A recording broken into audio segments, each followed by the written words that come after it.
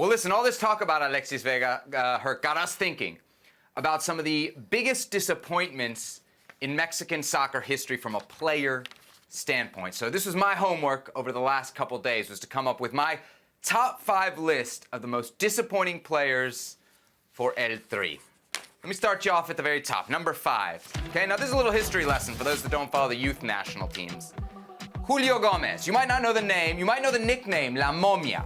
Okay, he was one of the heroes of the under-17 team that won the World Cup way back in 2011. Now, I don't want to pick on Julio Gomez, who I believe now is out of professional football entirely and playing in like a Sunday men's league somewhere. Texas. But it is the entirety of that team which won the World Cup that has really failed to make an impact, certainly at the senior national team level. One of the other stars of this team, the captain of this team, Pollo Briseño, Herc, I know one of your guys, never even played for the senior national team, never got a meaningful senior national team cap. So that to me is one of the all-time biggest disappointments, that team that won the World Cup never produced literally anything almost at the senior national team level. Number 4 on my list of the biggest disappointments in Mexican soccer history is Alexis Vega. I'll keep this one short and sweet. For me, the disappointment here, because I've not always been that high on Alexis Vega as a player, on his talent, always thought he was a little bit overrated, is the fact that he's on this list seemingly because of a lack of discipline, which has plagued Mexican soccer for years, and which he has had seemingly opportunity after opportunity to rectify and hasn't been able to do it. And I think we're going to see him go down a path which won't see him maximize the talent that he does have.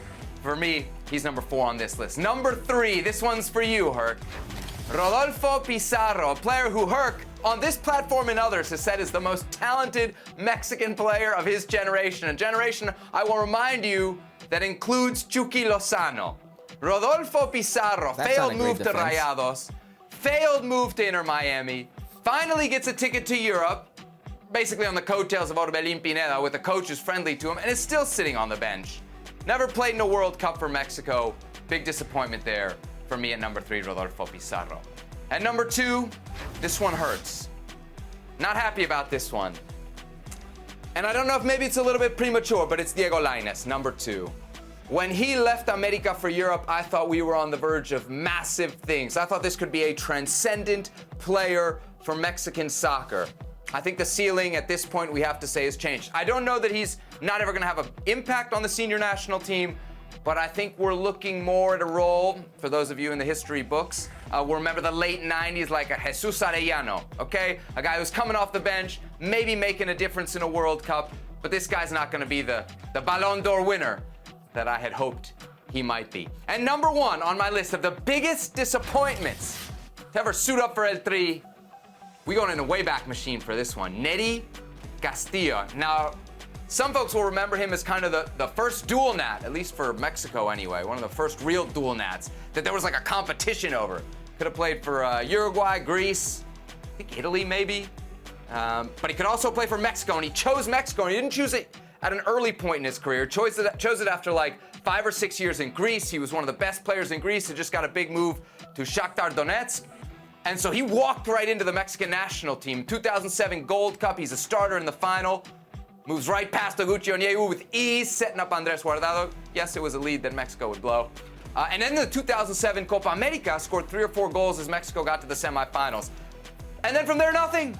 Within 2 years, disappeared from the national team, didn't play in the 2010 World Cup, never featured in a World Cup for Mexico. So there it is, my list of the 5 biggest disappointments in Mexican soccer history. Herc, what say you? Okay, and Neri Castillo, by the way, I can't believe he's number 1. Also had he scored 2 goals against Brazil in their opening group in game. That Copa America. Yeah. He was one of the best players at the Copa America. He gave me some moments, but I thought there was so much more, man. Dude played for Manchester City. He's got a huge resume if you look at it. Yeah, let me just, Manchester City before they were Manchester City. Okay, Touché. Let me just pick apart your list really quick. Okay. Julio Gomez, he was a teammate of mine at Pachuca. I was there when he debuted. Okay. Yeah, Julio Gomez had 2 good games at the U17 World Cup. Iconic moment where he splits his head in half, comes back, and it's in a headband, and he has a bicycle kick to win the game, and I believe the final. And that was it. That was it. He never had a club career to begin with, so I'm very surprised he's on this list. You're going out 2 games in the U17. He's symbolic to me of that team. Okay. of that team. Okay, Espiricueta was on that team. So was Fierro. Briseño, so was Briseño, Richard all those Sanchez, guys. dual national. He was the goalkeeper, best goalkeeper in that World Cup. I understand. Rolfo Pizarro, fair. Diego Lainez, very premature. Alexis Vega, wow, I can't believe he made this list for you. Now, let me give you some names that didn't show up. Now, it's not El Tri, it's Mexican football. So here's some lists that you can go from the club career that didn't show up. El Gullit Peña. How did you not have Gullit Peña in here? Carlos Peña in here. There's a good one. Carlos Peña, such a promising career, and unfortunately, another teammate of mine at Pachuca wasted away due to substance abuse. Fought his demons off the field. Yes. Well documented, well documented. Enrique Esqueda. Let me tell you about Enrique Esqueda. For those of you who don't know, go back to the 2005 U17 World Cup in Peru, the original U17 World Cup that they won. Giovanni Dos Santos, Carlos Vela. Do you know who the forward of that U17 national team was?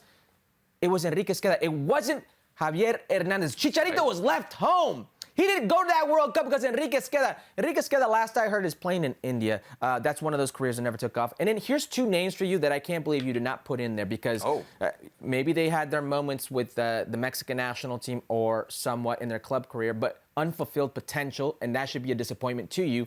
The first one is Giovanni Dos Santos. Giovanni Dos Santos was at Barcelona, and then he goes to Tottenham Hotspurs. And in his debut, or I shouldn't say debut, in his presentation with Spurs, you know who's next to him that did do well? Luka Modric. Luka Modric. When you think about Giovanni and the talent that Giovanni had and how that was squandered, now I'm saying the club level because the national team level, he's one of the top players, or winners, I should say, in Mexican national team history. And that's not my opinion. That's just simple math. Count the trophies and the accolades there. And the last one, who you always rip. You rip nonstop. And I can't. And you know what? I don't think he should be on the list, but I'm surprised you cowardly left him off this list. I cannot believe you did it. You left him off this list, and you always rip him. You rip him, I don't rip him. But it's Carlos Vela. How did you leave Carlos Vela off this list? Right. So Gio Dos Santos and Carlos Vela, to me, were the elephants in the room. Here's why I left them off. To me, are they disappointments? Yes, certainly. When you talk about a guy that starts his career at Barcelona and another guy that starts his career at Arsenal, you had huge, massive expectations for them, especially with the national team after what they did in the Under-17 World Cup. But the bottom line is I cannot forget what they've done. Carlos Vela in 2013, 2014 hit one of the all-time highs for Mexican soccer at club level. Giovanni Dos Santos has given me multiple incredible moments as an El Tri fan. The Gold Cup final chip, whoo! I mean, I could live off, I'm still living off that with my U.S. men's national team friends. And the goal against Netherlands, that's a knockout round goal in a World Cup. Is there some letdown to what those players could have been? Absolutely, man. But the guys on this list, to me, are just massive So you went flops. for the kids. You went for those niños héroes instead of the grown men is what you're telling me. I went for the flops, bro. I went for the flops. All right.